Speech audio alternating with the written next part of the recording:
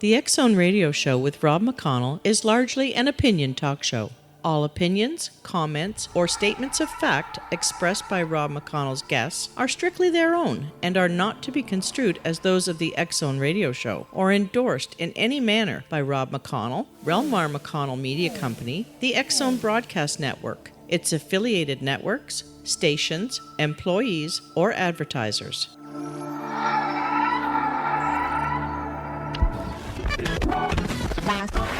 All Hit Radio.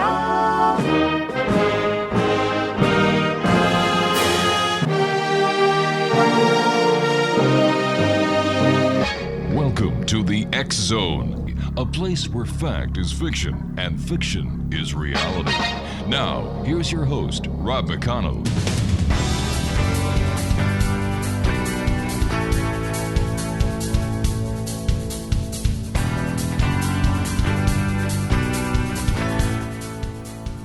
Welcome back, everyone. This is the X Zone. I am Rob McConnell.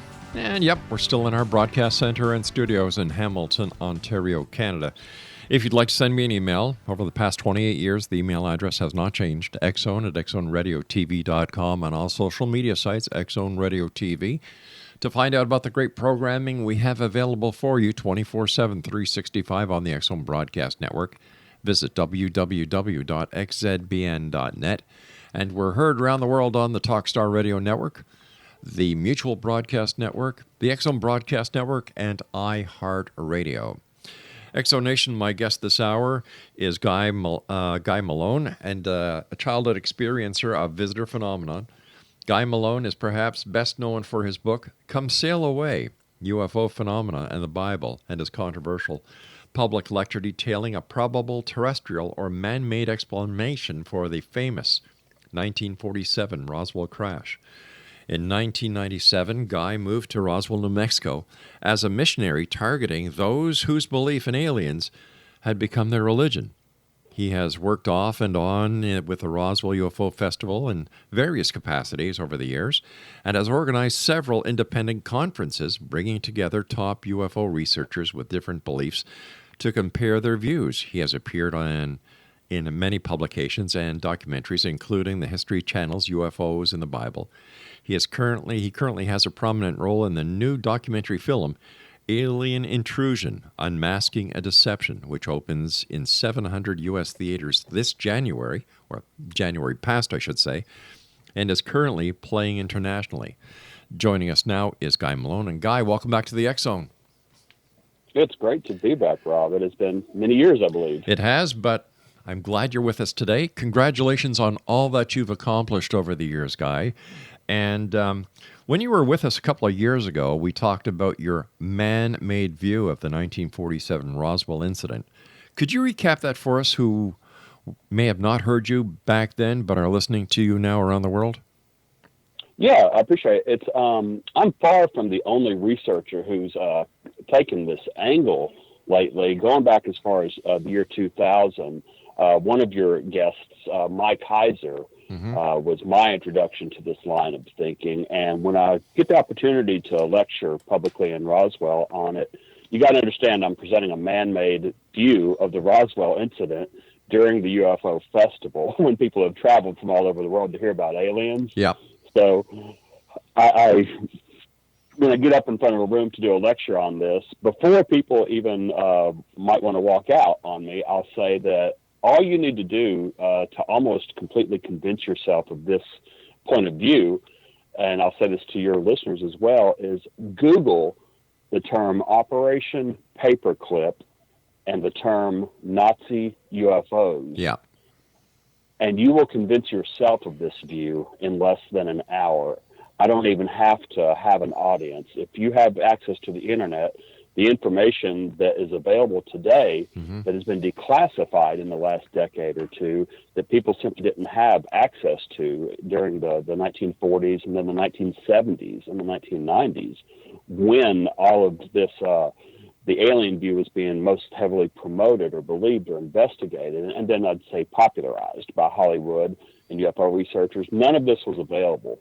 But it's extremely well known that the Germans during World War II, the Nazis, they were inventing these advanced aircraft There's pictures and websites detailing the prototype views, the plans that the advanced Nazi engineers were coming up with. Mm-hmm. They didn't have a whole lot of operational models, but those that did, when you compare their photos and even their sketches, diagrams, when you compare what is now available to, say, eyewitnesses of the Roswell crash, the famous books by like Kevin Randall, Don Schmidt, mm-hmm. those ones that came out, first popularizing the Roswell incident as an alien crash, they talked to eyewitnesses that were rounded up, military people, and they drew what they saw, what they claimed to have cleaned up.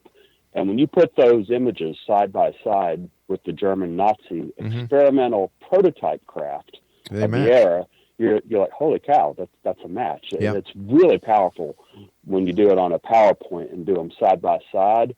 But what a lot of people also didn't know about in the 90s, or until the 90s, when this became declassified, mm-hmm. was that the United States government, through a program called Operation Paperclip, brought over 100 German Nazi technological scientists to the U.S. We stuck them in underground bases right here in New Mexico, Fort Bliss, Texas, Dayton, Ohio, where if you know your Roswell lore, that's where the wreckage wound yep. up after it was shipped out of Roswell and out of Texas. So we had Nazis on the U.S. payroll living on foreign soil, but the president at the time, Truman, had said, no, we weren't going to allow this. But it was happening anyway, and we brought them over for the same reason that Russia and Argentina and other countries smuggled the Nazi scientists out of Germany before they could face war crimes, is for the advanced technology. Sounds like you are familiar with The View. Nick Redfern has got a lot of headway with his books and conferences appearances, too. I know you've spoken with him on this, too. He and I, we were on the front page of the Roswell Daily Record this last summer, sharing the headline, putting the terrestrial back in extraterrestrial or something like that was the headline. It was a very well done article they did on he and I sharing this view publicly. So let me ask you this, Guy. All these so-called UFOs that people are seeing and reporting around the world, what are they? I don't have one single answer mm-hmm. For anything, honestly, and because I don't think there is one single answer that encompasses everything. I know if you talk to any mutual UFO network mm-hmm. Researcher, or whether they're with MUFON or not, people always find out that up to 95% or more of the UFO sightings, when investigated, are simply misidentified. Right. They're left that way to where it really was just an aircraft, mm-hmm. literally the planet Venus, not swamp gas, but literally the planet Venus is one of the more common things that they find out. And there's only a tiny single-digit percentage that remain unidentified or unsolved, so to speak. And I think that there is a ton of man-made tech that any ground witness, even if they were in the military, or even if they were a trained pilot and they saw their sighting in the air, that they simply would not be familiar with because it's so compartmentalized, need to know that it would be foreign or alien to them perhaps. But I do give a little credence to the 1% as well that could just be paranormal, what we used to call jinns and genies mm-hmm. or will-o'-the-wisps, all kinds of things like that. I think there is room for that. But because I have such a religious angle in a lot of my other work, I don't like to take the approach that I just write everything off as supernatural or demonic. That something really has to go through a lot of filters before I'll even go there to entertain, especially if you're just talking about a UFO sighting where someone on the ground, something comes close to them. It could be paranormal, it could be man-made, but I would never say there's any one answer that covers everybody's experiences. So why do you think the Roswell incident took off as the mecca of ufology? Actually used an interesting word, mecca, both in the sense of as a religious center and as a financial mm-hmm. Hub as well. At the time, I completely, for the most part, believed the eyewitnesses that they were looking at a craft that they had no idea what it was. Right. Some of the witnesses mm-hmm. From the era. You could mention names like Frank Kaufman, who some people think is partly debunked and partly not. But all the researchers like Stanton Friedman who have done the heavy interviews, before I even moved to Roswell, I'm talking 20 or 30 years ago, right, is that they were encountered with something that they had no idea what it was. They had no explanation for what they saw. And that includes possibly bodies, and that includes a type of metal that had strange characteristics. Mm-hmm. It takes a lot of research that, guys, myself, Mick Redfern, Mike Heiser, and others have put out, that actually there are terrestrial explanations for those things, but they were just unknown. They were they were classified back in the 40s, 50s, and 60s. So kind of what gives it the hub is that they were willing to think outside of the box. They were willing to say, I don't know what this is. Mm-hmm. Could it be alien? And it sparked the imagination. It did. Now, the present reality is it sparks a tourist trade, and there's a lot of financial interest in promoting the alien view. Sure. I live in the middle of that as well. Guy, stand by. You and I have to take our first break. X-Zone Nation. Guy Malone is our special guest. His website is www.roswellmission.org. And Guy and I will be back on the other side of this break discussing Roswell UFOs. We're going to be talking about the terrestrial religious aspect and much, much more. Once again, his website, www.roswellmission.org. I'm Rob McConnell. Don't go away.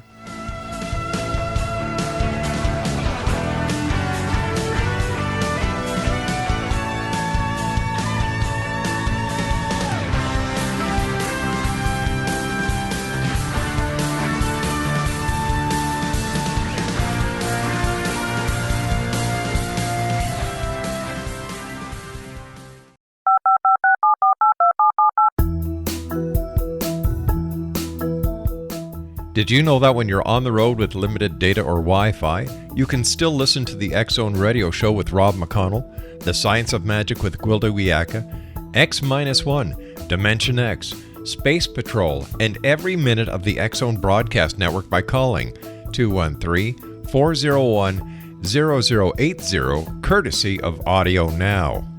No smartphone, app, or internet needed. It saves your data plan, and it's free if you have unlimited minutes. Call 213-401-0080 to listen on any phone, anytime, anywhere. Remember 213-401-0080 for the best of the paranormal, parapsychology, and sci-fi radio programming anywhere, 24/7, 365.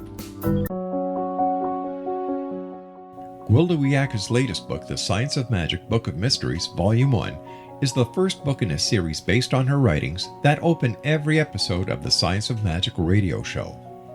Drawing on the subject matter of each guest and armed with over 40 years' experience in shamanism, 35 years in alternative health, and degrees in psychology and religious studies, Gwilda introduces relevant and leading-edge information that supports spiritual evolution and personal empowerment. Rich with wisdom and inspirational quotes packaged in digestible segments, this is a book that will pull you from cover to cover. It will also serve as a daily inspirational reading for years to come. The Science of Magic Book of Mysteries, Volume 1 is available at our website, tsompublications.com, amazon.com, and wherever fine books are sold.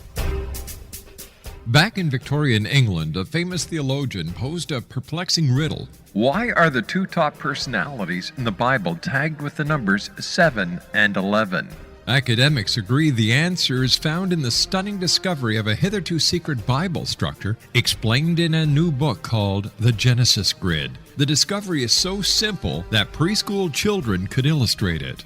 Certain claims are hugely controversial and may offend some, but at the X-Zone, we've studied this awesome new book and agree with one expert, and I quote, "These discoveries appear to be beyond coincidence." So who or what hid this wonderful pattern in the Bible, and what might they do next? Find out more, X-Zone Nation, and read reviews on www.genesisgrid.co.uk. That's www.genesisgrid.co.uk.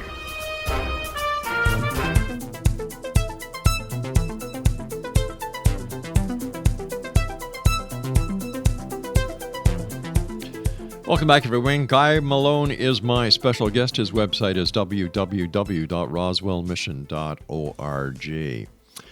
Listen, living in Roswell, does that put you to odds with the others there who see the UFO alien presence as being a cash cow for the city? Yeah, it can and it has, but it doesn't always have to. There have been, you'd say, a couple of different regime changes, so to speak, both in the town politics, the UFO festival itself, even the UFO museum itself, over the decades, honestly. And I came in 1999. And at the time, my different views on many things, that they really did have me kind of outcast or censored. I couldn't get, if I put the money in, I may or may not get an ad published in the newspaper even at the time. I'm finding an audience but the thing is, what I found is that Roswell is a small town, and that a lot of the people who are involved, they don't really know. They haven't researched. They don't care one way or another what really happened in 1947. It could be this or it could be that. You have people that are very prominent in the sales of, say, T-shirts or anything like that, that I don't necessarily mean it in a negative way, that they're in it to make a buck, but as a source of income in a small town that has historically struggled for a strong economy and relevance, it's just something that, the tourism and the sales, it fixes the potholes, it makes sure there's air conditioning in the schools, therefore it is good. There's no reason to mess with it. And what I found after several years, I think, is that I personally went to a lot of UFO conferences before I even really carved out my own niche in Roswell. I'd go to UFO conferences around the country with these views, and one might think that that could also be a hostile environment simply because they're very new age often in leaning with their views. But the people that come to the UFO conferences and that come to Roswell, I learned they're interested. They're spending hundreds of dollars to travel hundreds of miles, taking their week's paid vacation to get on airplanes and go to hotels because something in them compels them to find the truth of this matter, whether they're experiencers or whether they just have an intellectual curiosity. If you have something to say, they want to hear it. So if you're credible, if you're not fanatic, and if you can state pretty succinctly or reasonably why you believe what you believe, they actually appreciate you.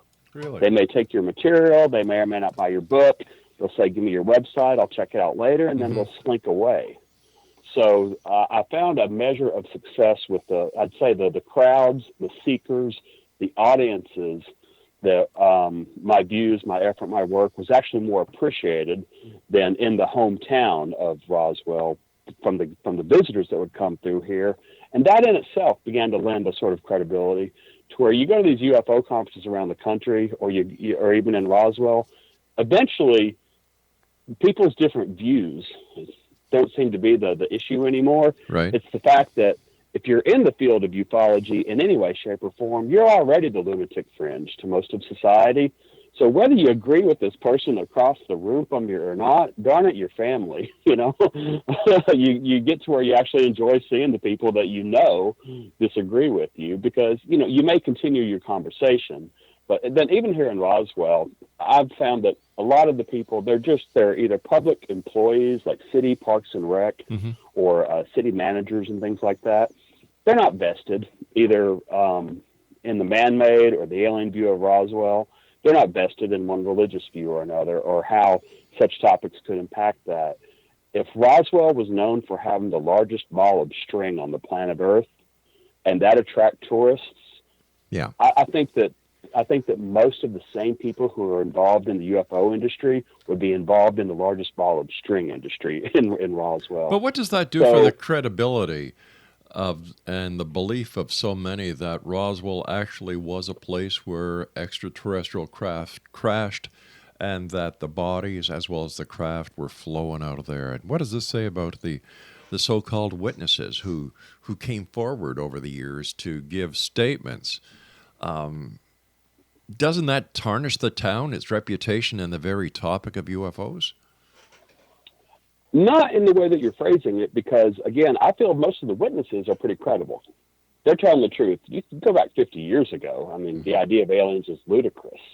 That these people stepped outside of the comfort zone and suggested that this was possible, they did so at the cost of reputation, friends, and family, for starters. So I don't really disparage the witnesses or the people that were involved, especially in the early years of this. The thing is, when tourists come, or when documentary filmmakers and all that come to Roswell, like they have many times in the years I've been here, I would say that the burden of proof for your claims is what makes you credible or not. How well can you prove? It's like, okay, well, there was this ship. I'd never seen the design before. The metal did this, and I've never had, and there were these bodies that looked a little weird. Therefore, aliens. What I've managed to do and other researchers is that there are fantastically terrestrial explanations for even the bodies. But why don't we hear more of the terrestrial explanations? Why do we keep hearing the extraterrestrial claims and the extraterrestrial, explanations? Why don't we get to the truth? Frankly, I think that view has what you'd call first mover advantage in almost any other economy. Is that view was popularized because it was the only possible view. People didn't know about Operation Paperclip until at least the 70s. It wasn't in a book until the 90s. The fact that Nazi scientists were building these winged triangle-shaped craft that had different methods of propulsion, and side by side with Ken Arnold's famous flying saucer photograph, it's the same craft. And you know it now when a researcher comes out with 50 years of hindsight and says, here's what it was. But Steven Spielberg hasn't made a movie about that view. All right, but knowing the Operation Paperclip existence, knowing that when you put the information about Operation Paperclip next to the witness statements and so on and so forth of the members of ufology, one has to wonder what the ultimate goal of organizations like MUFON is if they are continuing to dispel fiction. Yeah, MUFON's bigger than just the Roswell incident. So they're doing a worldwide body of work that they're investigating. But I definitely see your point. Yeah. It's such a common question. I actually have a PowerPoint slide for it for the end of my lectures when it comes up. Off the top of my head, I don't know the quote, but it's like it goes that it's hard to convince a man of one point of view, or it's hard to convince a man to understand something when his paycheck depends upon him not understanding it. So no matter what the evidence you present for here's an explanation for the bodies, here's a very valid explanation for the metals, here's a very valid explanation for how the ship got here and how it crashed. So let me they may not believe that, but your audiences that don't have a vested interest or one way or the other, they walk away and often come to a very different conclusion than the people who are claiming it. Therefore, it had to be aliens. So let me ask, or let me put it this way: the only reason that ufology is so prevalent when it comes to the Roswell incident is that because people are making money off it, and as long as people are making money off it, the myth stays alive. That is probably 3/4 of the battle right there. Yeah, and there's the I want to believe factor. There are a certain number of people that they've just made up their mind. They want to believe aliens exist. They want to believe aliens crashed at Roswell, and no arguments otherwise will they even be open to hearing or suggesting. They will walk by conferences and proofs that offer different things. They won't read the books. They won't even Google the terms Operation Paperclip or Nazi UFOs. As a missionary, okay, you deal with belief, you deal with theology, you deal with religious connotations. How does this sit with you that you have these people who are actually looking at something and wanting to believe it, even though it doesn't exist? And yet these are probably the same people who don't believe in God.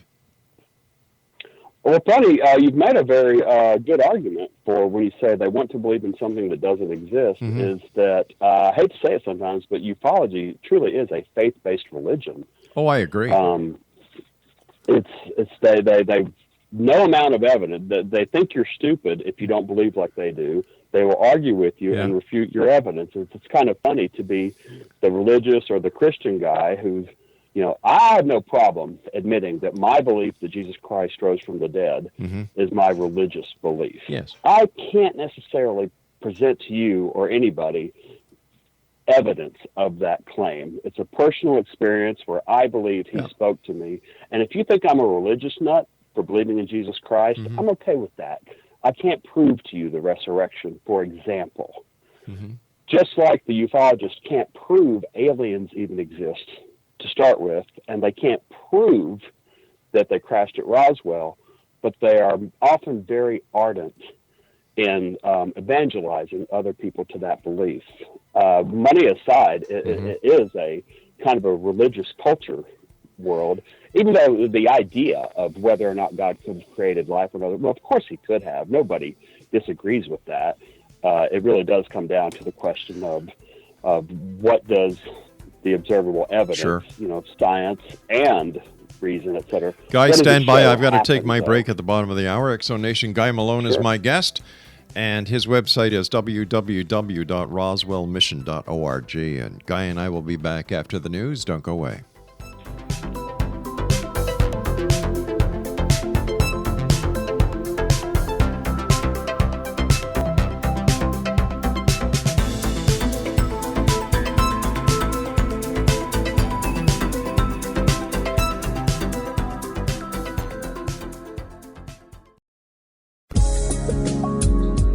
From our broadcast studios in Hamilton, Ontario, Canada, to the world and beyond, you're watching the X-Zone Broadcast Network, www.xzbn.net.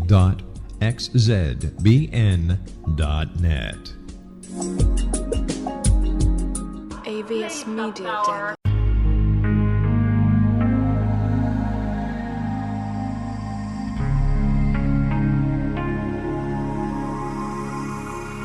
The scientist and the mystic have been on an age-old, relentless search with one thing in common. They seek truth. Their paths converge in the 40,000-year-old practice of shamanism, an ancient science delving to the quantum level of life, facilitating healing, manifestation, and evolution.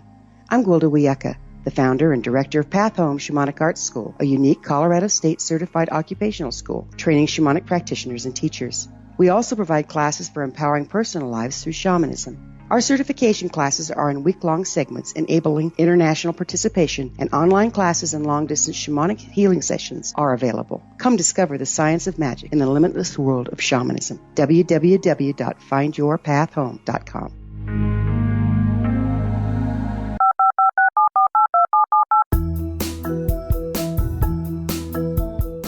Did you know that when you're on the road with limited data or Wi-Fi, you can still listen to the X-Zone Radio Show with Rob McConnell, The Science of Magic with Gwilda Wiyaka, X-1, Dimension X, Space Patrol, and every minute of the X-Zone Broadcast Network by calling 213-401-0080, courtesy of Audio Now. No smartphone, app, or internet needed. It saves your data plan, and it's free if you have unlimited minutes. Call 213-401-0080 to listen on any phone, anytime, anywhere. Remember 213-401-0080 for the best of the paranormal, parapsychology, and sci-fi radio programming anywhere, 24/7, 365.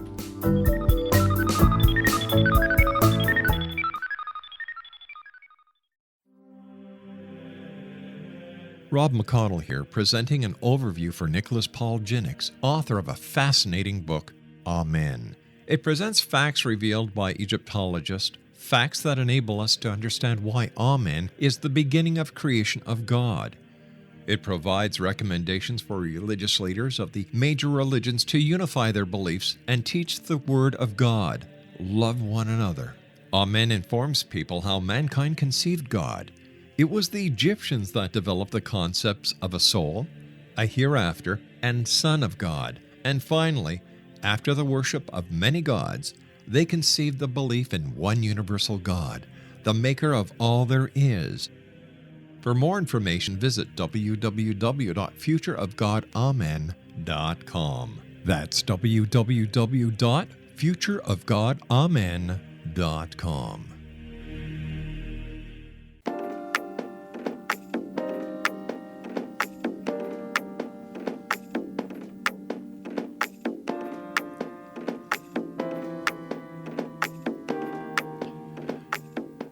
Welcome back, everyone. Guy Malone is my guest, www.roswellmission.org. You know, you're described as a missionary of sorts. In what way does the alien topic become a religious view or an alternative belief system, Guy? It's kind of when people take the factual experiences, or at least what they believed, and then start injecting some almost irrational things to it. It's one of the more common things, I think, that was made popular first almost 15 years ago, the UFOs in the Bible History Channel special, kind of the prelude to Ancient Aliens. Right. Dr. Heiser and I were both interviewed for that and a few others, is that people want to believe aliens exist so hard, whether it's true or not. I mean, maybe they do, but that they're visiting Earth and that they're crashing here and that they're abducting people, is what they'll do is they'll open up the Bible and they reinterpret it as a UFO story. Yeah, and I've seen that happen. The greatest UFO story ever told, like that whole fire by day, cloud by night. Yeah. Well, that was a UFO that the Israelites followed. Yeah. When Elijah went up in the sky, he was beamed aboard the mothership. Same with Jesus. That whole Immaculate Conception bit, it's called hybridization. But you humans, 2,000, 4,000 years ago, where you were just so stupid, you didn't understand technology when you ran into it. So you invented things like gods and aliens. And Right. that's the classic way people interpret it, as make a religion out of it, even to the point of saying that aliens created all life on Earth. So that sounded crazy 15 and 20 years ago, when people like Dr. Heiser and I were saying this is where it's going. And now it's popular movies, Prometheus, all that stuff. It's all over the place now that aliens probably created life on Earth as a science experiment. And it's also the basis of the Raelian religion, to give one example. I was speaking to Reverend Dr. Barry Downing earlier this week. And, you know, I've known Barry for 20 some odd years now, and that is his belief. You know, and this is what he talks about. It is. His book was actually, it came out, I think, in 1968, the same year I was born. I'll turn 50 this week, so I think it's kind of oddly providential that the year he published that book was I born to counter. I don't know. It's always been a weird thought for me. But I've had very limited, in fact, I misquoted him once and he called me on it, but I've had very limited experience with him personally, even via email. But you're right, that is a popularized belief out there, even though, if I'm correct or not, he'll say, this could have been this. This could have been this. Is it possible? He's real careful in his phrasing.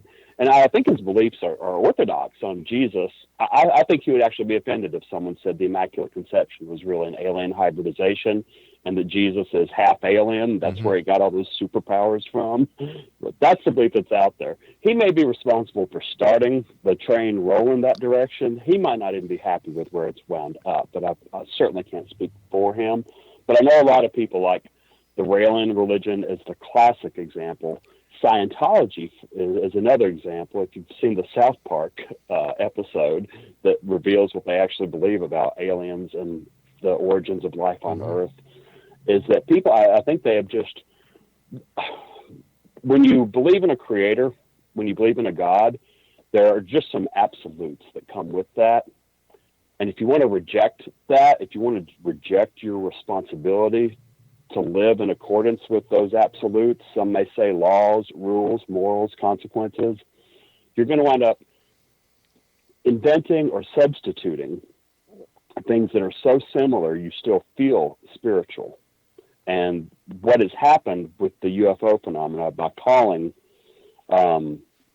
angels, good ones or bad ones, fallen angels or good ones, when you're saying, well, those are the angels from the Bible. Yeah. It's just a slippery slope. I think in today's economy, where you can see how far it's gone. You've had lots of guests that have elucidated points of view, but it winds up ultimately you have to choose one or the other. You will literally reject the God of the Bible, Jesus Christ as his sole incarnation, et cetera, if you believed the claims of ufology, at least the more spiritual, religious-leaning claims of them. And it does become a mission field. I think you have to present some pretty convincing evidence to people that this is not what they think it is. And that's really where a lot of our work, myself and others that you may have known of, Joe Jordan, Mike Heiser, Sure. have come in and actually being able to change some people's minds. Let me ask you this. As a missionary and a man who believes in God, Jesus Christ, and the good book, why do you think there is such a need by so many to believe in extraterrestrials? I think Mike Heiser did a real good job on a 2009 lecture of why people believe in an extraterrestrial God. They are trying to replace responsibility to live in your life as if there is a God by taking the aliens are omnipotent. They know everything about me. They've been looking over me my entire life. Yeah. They have a plan. You know, the classical theological term is providence. You know, they have a plan. They abducted me and they raped me and they poked me and prodded me and they cloned me. And before I was even born in this life, in the past life, I agreed to it for the good of humanity. To where, and that's my experience. You know, my book is kind of autobiographical. Yeah. My whole interest in this started because I'm an abductee. I'm an experiencer. I spent half my life in fear, sort of, that these were going to come back for me. Well, that's what Whitley Strieber's book said. You know, in your 30s, it's going to happen again. It's going to happen to your children. Tell us about your experience. It was mostly childhood experience, and some of it is now. Even though I told you I'm almost 50, so when I grew up, there was no internet or X-Files or even Steven Spielberg feeding these belief systems. But I have a lot of memories that sometimes I call them dreams, sometimes I call them daytime playmates, but like of large entities with big eyes trying to tear me apart and eat me, holding me to my bed when I was a kid. Travel, looking out windows on a train where these nurses with big eyes and masks covering their face literally were having sex with me. And I write about this. I put it online in the 90s after the Heaven's Gate cult suicide. Yes. One of the more conscious memories has to do with a praying mantis in my front yard, except he was like 3 or 4 feet tall. And I was kind of held there just to listen to him do his little teaching on me. And I was about 8 by then, I think, if I remembered it correctly when I wrote it down 20 years ago. Mm-hmm. And I remember my feeling at the time was I knew I didn't like these guys, but I was also powerless to stop them. So when I say he gave me a long teaching session, it's not that his mouth moved. It seemed kind of telepathic, honestly. But when he was gone, I just went back to playing in my front yard. There's an actual timeline memory there. More detailed. I'm not just trying to sell a book. You can read all this online. I understand that, Guy. Mentioned. Say that again? I said I know that, and I appreciate that, and I respect that. Oh, thank you, yeah. But those experiences, once the internet came, once Whitley Strieber wrote his book, once TV shows started covering this stuff, I genuinely believe now, with a ton of hindsight, that the same phenomena that 500 years ago was called fairies and elves, or incubus and succubus, is what modern people who don't believe in fairies, who don't really believe in God or in angels anymore or demons, we're now, in this 21st century, 20th, we call it aliens because that's what our semi-scientific worldview comes up with. Who knows what this same phenomena would or could be called 100 or 1,000 years from now? I bet if the world lasts so long and all that stuff, nice Christian, sure the Lord Terry disclaimers aside, people will probably look back and laugh at our views of aliens 1,000 years from now, the same way we would look at England and Ireland and so much belief in the leprechauns and fairies. That they will look at us the same way, I'm pretty sure, but I'm willing to bet the phenomena will still be there. It'll just have a different name. I would imagine that another way that ufology parallels religious philosophy is that both are based on faith without evidence. That's a good point, but I think the ufologists would actually call themselves scientists more so. Oh, geez, I don't think I'd call them a scientist. I might be, because I'm around them a little more in the last 2 decades. I might be being more charitable than you're open to, because some of them are my friends in a sense. I live in a town with people that I'm going to see them at Walmart and this, that, the other thing. Okay. It's just, hey Bob, hey Bill, hey Art. It's like the old cartoon of the coyote and the sheepdog clocking out at the end of the day after fighting. That's right. Maybe there's an element of that in my life that makes it harder for me to be objective when I'm talking publicly these days. Well, I've got a reputation of calling it as I see it, so we're just going to let that slide for now. But when you listen to people like Len Kasten talking about the astronauts that went to planet Serpo and came back, or if you listen to another MUFON, I can't remember his name, but he claims that he was a tail gunner on a UFO that was parked on the other side of Jupiter. Or you listen to Daryl Sims about that 600-mile long, 50-mile-high UFO that circles the Earth. Something's not right somewhere. Maybe it's too much caffeine. I too call for evidence. I call it, I call BS. I'm like, okay, so you were aboard this spaceship for so long, or it's this big, and they returned you. Could you not have grabbed a box of matches, matchbook, or something to prove? Can you give me any evidence? Well, you and I have to we've got to go to our final break. Please stand by, Guy. Nice having you with us. Congratulations on everything you do, and it's nice to talk to somebody who talks sensibly in this subject, along with Nick Redfern. I get accused of that a lot. Well, we'll be back on the other side of this break with our guest this hour, Guy Malone. His website is roswellmission.org. Don't go away.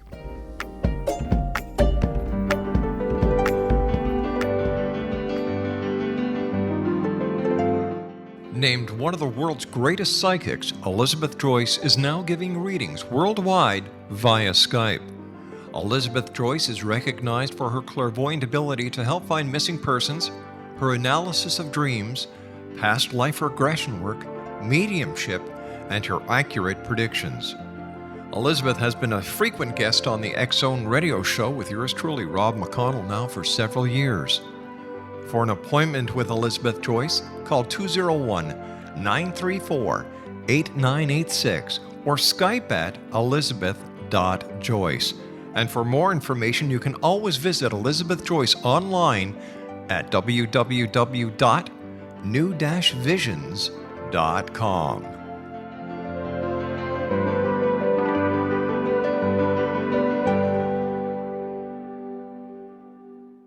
The new nonfiction book, Razor of Madness, is similar to cult movies like Clockwork Orange, Dragon's Tattoo, or The Other Side of Hell. Wayne Morin Jr. and Thomas Lee Howe will expose widespread and systematic deficiencies in this thought-provoking tell-all novel. Mind control rages among scholars in law schools. Human rights are ignored while thought reform and mental manipulation are accepted practices used as behavior modification. Dr. Louis Jolyon West comes to mind. Media and public scrutiny shows that United States mental hospitals are in fact destructive murder industries. Razor of Madness expose novel details this epidemic through an in-depth professional and personal investigation. For decades, there has been a revolving door policy that still releases killers and pedophiles back into society.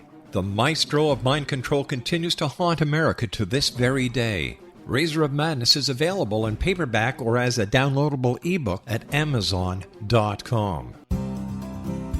I'm William S. Peckham. If you enjoy a good mystery with a touch of the paranormal, then you'll love my novel, From Out of the Woodwork.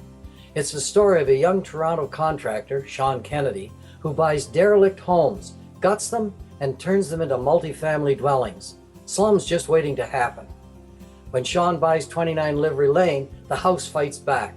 Former owners unexpectedly come out of the woodwork as he starts the destruction. The apparitions come to him when he touches old books, reads hidden letters, rummages through old boxes. finds a locket or reads a discovered manuscript of a murder mystery. From Out of the Woodwork will take you from 1899 to the horror of the World Trade Center, September 11, 2001. Check out From Out of the Woodwork on my website, www.williamspeckham.com.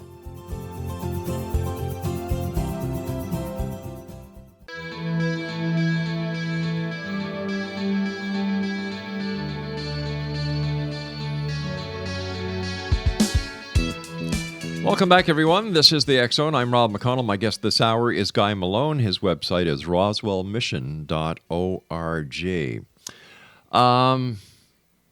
Over the years, talking to so many people doing the show now in the 28th year, there are so many different encounters. There are so many different types of extraterrestrials, so many different things that happen during an abduction. How does anybody know how to separate the wheat from the chaff? That is, you mean the liars from the fraudsters? There you go. I generally lean towards, I'm going to default to believing people first. I'm going to believe that they had an experience. Mm-hmm. The experience they're describing, however, they're interpreting it because of society and their own mindsets as aliens. I've come recently, in the last decade anyway, to really see that the Bible is full of visions, visionary experiences with super powerful entities. The entire book of Revelation, Ezekiel, the Valley of Dry Bones. When you understand that much of the Bible that is classified as history, stuff that really happened. Yep. Well, it really happened in visions. It really happened in dreams. I'm not going to get to heaven and accuse John the Revelator, or Isaiah, who ate these scrolls. They tasted the honey. They had these marks on their bodies. They had these experiences. They went these places. I'm not going to look at John and say, well, John, that was really just a dream. It didn't happen. So I treat the people that have fantastic experiences the same way. They've got to really go out of their way to convince me that they're lying before I'll even go there. They may be attention seeking. They may be trying to print something for money. Mm-hmm. Best of luck to them. I think audiences today are a little more sophisticated and can weed out those type of people. But the ones that have an experience, they have a passion. They have a belief system. I just happen to think that the Bible actually frames the experiences with angels, fallen and not. There's powerful entities that induce vision-like states that are so real that you can't discern them from reality. And they do happen to multiple people once or twice in the Bible at the same time. I'm talking corroborating witnesses to an event that did not happen in 3D space and time. I think if it's an angel from God, he's doing something that God wants done. Mm-hmm. But I think a fallen angel is taking you a place and leaving you with a message or an impression, like you know very well. These experiencers become evangelists. Yeah. For their points of view, more so than just booksellers. I've heard so many times by ufologists and so-called experts that if they were brought into a court of law, they could win based on the evidence that they have. So what we did was we came up with a concept for a television show, and we sent out invitations to the top so-called experts. We would pay their airfare, their hotel. We would pay them a fee. But there was a condition. They had to take a polygraph test. Do you know how many people took us up on that? Not one. All of them. No. All of them that were telling the truth, which would be none. Not one of them took us up. Not one. So what does that tell you? And these are the same people who are telling us that they have the evidence that based on the testimony, the eyewitness testimony, that they could go into a court of law and win the case. They were given the opportunity, and they all declined because they would have to take a lie detector test.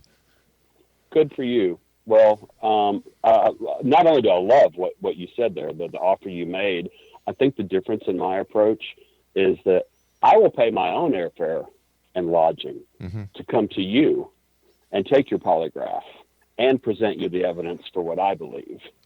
I'll do that at my own expense. That's called a missionary. Yeah, but you see, what you're talking about makes sense. I appreciate that. It makes sense. Like you're talking about Operation Paperclip. You're calling a spade a spade. And last time I think it was Len Caston who said, Rob, if you're such a skeptic, you're a non-believer, why do you keep doing your show?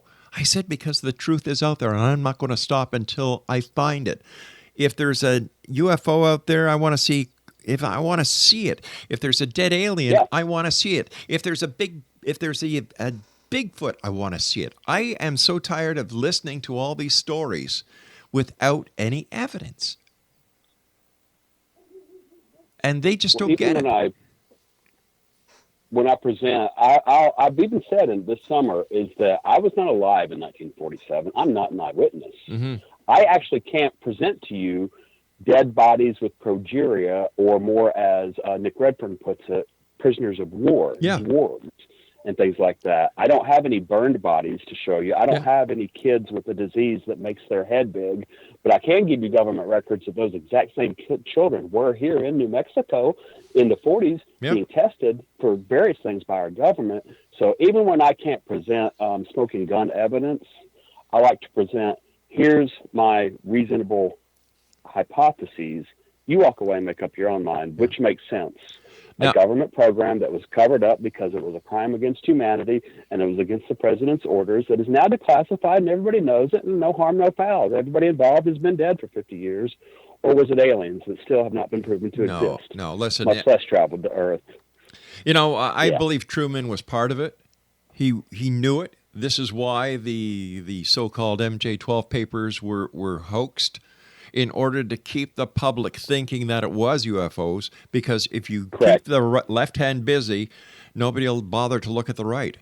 And I had T.D. Barnes on here a couple of weeks ago who worked at Area 51. Wow. And, you know, we were talking and he said, there were never any aliens from another planet at Area 51. There were never any crashed UFOs in Area 51. Area 51 was a test area for top secret military new inventions. It was a CIA base. And when you get this from somebody who was actually there, why all the stories about the UFOs, the underground city where the extraterrestrials are? And, you know, he went in and told us about how the different aircraft companies like Lockheed Martin. Right. They bring their projects that they want to sell to the government there to be tested. That's where the F-117 stealth bomber was tested before it went overseas to the first Gulf War. It makes sense when you look at the big picture, but when you only want to use tunnel vision and look at what you want to see and have selective comprehension of any subject, what you want to believe is what you will manifest. And I think that this is a big problem with the UFO community. I agree with you. Your people, or the ones you're talking about, are going to say, well, that guy that worked at Area 51, maybe he never saw any aliens or tech, but it's so compartmentalized, it wasn't his job description, so he didn't need to know. Yeah. Tell me about the documentary you're working on, or that you worked on, Alien Intrusion, Unmasking a Deception. Yeah, I was interviewed for it, as well as someone else here in Roswell, a longtime partner of mine, Joe Jordan. It's actually a Christian-made film. Love it. Creation.com, Christian Ministries International. He has a best-selling book called Alien Intrusion. It's been huge on Amazon for close to a decade. He spoke over here in Roswell in 2009. Gary Bates. And his ministry, it's a large organization globally. They put the resources to spend about a year and a half into making a documentary. And they interviewed me and many other experiencers, like abductees or people that had visitations or whatever, that have been public one way or another. Kind of the crux of my belief system is that my abductions, my experiences, I I wasn't being held by superior technology, by aliens, because literally, just like an exorcism, in the name of Jesus, these experiences eventually stop. And that has proven true for well over 100 people. And he interviewed some of them, and you've got real people giving their real stories. There's a little bit of theology in it. There's a little bit of science in it. But they're arguments that people, that they either fall on deaf ears or they've already heard in some cases. But when you combine some good theology with some good science, and I make the point of CMI actually employs more credentialed scientists, like PhDs in various disciplines, than any other Christian organization or ministry in the world.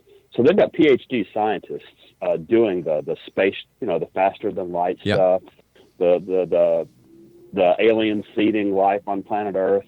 They got good money and good graphics on it. It was a good enough film that it got accepted by a company to run in, I think, over 700 U.S. theaters. It's coming to Roswell in March, and we're hopefully running it during the UFO Festival as well. But I watched it. I'm in it. I tell some of my stories, and I also am one of many people that say these experiences stopped in the name of Jesus. And it kind of proves, along with the visionary experiences, to people that are open to more than one point of view anyway, that if something stops in the name of Jesus, if an alien drops you in your bed or disappears or runs, that might be a spiritual phenomenon more so than it is honest extraterrestrial. So Gary's film covers some of those stories, mine included. I think I appear 5, maybe 6 times at different clips in the documentary. Right. But he also includes Nick Redfern and Norio Hayakawa from the civilian defense thing that studied Area 51 decades ago. Hey, listen, I hate to do this, Guy, but we've run out of time for tonight. We'll have to have you back on. You bet. Thank you so much for joining us and for sharing, and I wish you continued success. And whatever happens, keep us in the loop, will you? Thank you, sir. I will. Take care, Guy. Exo Nation. Guy Malone has been my guest. www.roswellmission.org. I'll be back on the other side of this commercial break with the news as we continue here in the X Zone with yours truly, Rob McConnell, from our broadcast center in beautiful Hamilton, Ontario, Canada. Don't go away.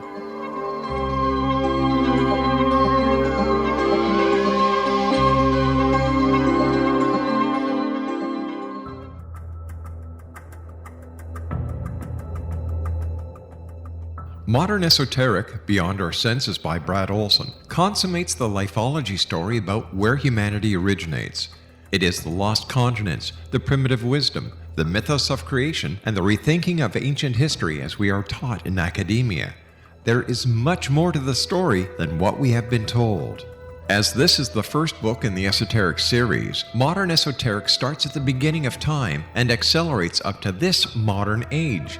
Future Esoteric is book 2 in the series and takes a forward-looking position ahead of today with an open and honest examination of the ET issue and various unexplained phenomena. To discover the writings of author Brad Olson, visit www.bradolson.com. That's www.bradolson.com.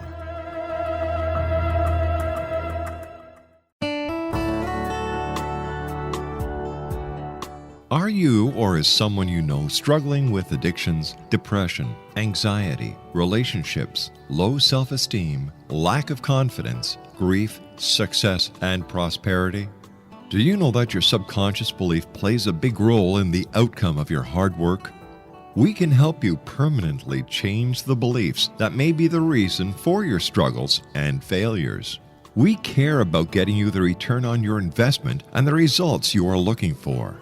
We can help you be free of the limitations of your past and in realizing your highest potential.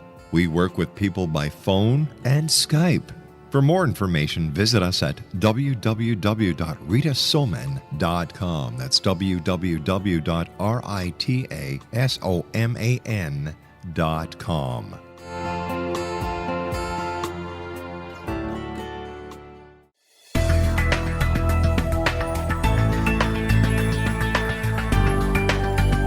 Do you think you have energy problems in your home?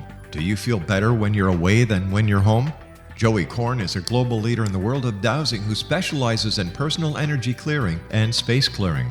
He can help you create an ideal energy environment in your home no matter where you live in the world. Learn about his remote spiritual house cleaning services and much more at www.dowsers.com. You can get Joey's book, Dowsing, A Path to Enlightenment, as well as other dowsing books and tools, Kabbalah books, and Walter Russell books. Joey's work is really amazing. Go to dowsers.com right now. That's DOWSERS.com or call 1-877-DOWSING. That's 1-877-369-7464.